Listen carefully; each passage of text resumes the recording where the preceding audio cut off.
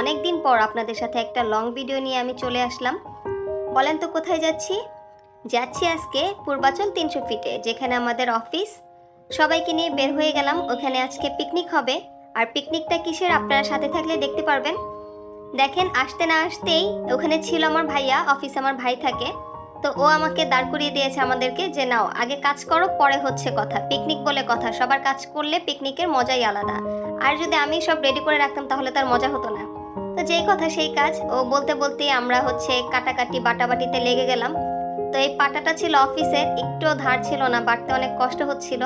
তো কিছু করার নেই, তারপরও যেহেতু করেই খেতে হবে, পিকনিক বলে কথা, বাসা থেকে কিছু নিয়ে যাইনি। বাসা থেকে যদি একটু বাটাবাটি নিয়ে যেতাম তাহলে আর এত কষ্ট হতো না। তো এদিকে বাটাবাটি শেষ করতে না করতেই মান্নাতের বাবা আবার পিঠা নিয়ে আসছে। খাবো আজকে যেটা, সেটাই সে নিয়ে আসছে।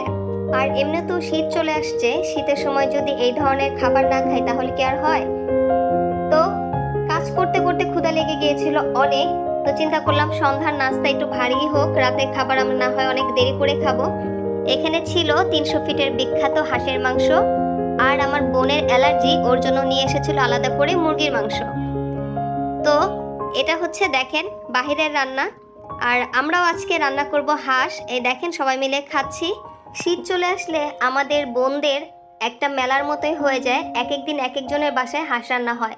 আজকে যেহেতু আমার অফিস অনেক বড় আর ঘোরারও জায়গা 300 ফিট, চিন্তা করলাম আজকে অফিসেই সবাইকে হাঁস রান্না করে খাইয়ে দিই। ছোটো ফ্যামিলি পিকনিক। এরকম কে কে করেন অবশ্যই জানাবেন। যাদের বোন আছে তারাই জানবেন যে প্রতিদিন বোনদের সাথে কথা না বললে, মাঝে মধ্যে দেখা না করলে, আর এরকম যদি ঘুরতে না যাই একটুও ভালো লাগে না। আমাদের প্ল্যান আছে রাতে আমরা হাঁস আর খিচুড়ি খাবো। তো মান্নাতের বাবা এতগুলো পিঠা নিয়ে আসছে, আমাদের তো খাওয়া দাওয়া করে শেষই করতে পারছিলাম না, অনেক আর কি হাউসফুল খাওয়া হয়ে গেছিলো। রাতে খিচুড়ি কিভাবে খাবো সেটাই এখন বুঝতে পারছি না। তো যাই হোক, এখন আমরা চলে যাব মেন কাজে। হাঁসটা ধুয়ে টুয়ে প্রসেসিং করে আমার ভাইয়া আগেই রেখে দিয়েছিল। এই একটা অনেক বড় কাজ করেছে, কারণ হাঁস পরিষ্কার করা আর বাঁশ দিয়ে বাড়ি খাওয়া একই কথা। তো রান্নায় চলে গেলাম, রান্না করবে আমার ভাইয়া, ওর রান্না অনেক মজা হয়। তো আমরা একটু জাস্ট নাড়ানাড়ি করে দেখাচ্ছিলাম যে আমরা রান্না করছি, আসলে সেটা না। এক চুলায় আমরা বসিয়ে দিয়েছি খিচুড়ি, আর এক চুলায় হাঁসের মাংস।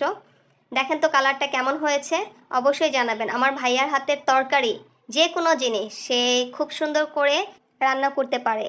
আর ছেলে মানুষের রান্না যদি মজা হয়, সেই রান্নার স্বাদই আলাদা থাকে। এই তো শেষ পর্যায়ে চলে আসছি। এখন আমরা খাওয়া দাওয়া করে আস্তে ধীরে বাসায় চলে যাব। এখন বাজে রাত 12টা। সবাই আমাদের জন্য দোয়া করবেন। টাটা, আল্লাহ হাফেজ।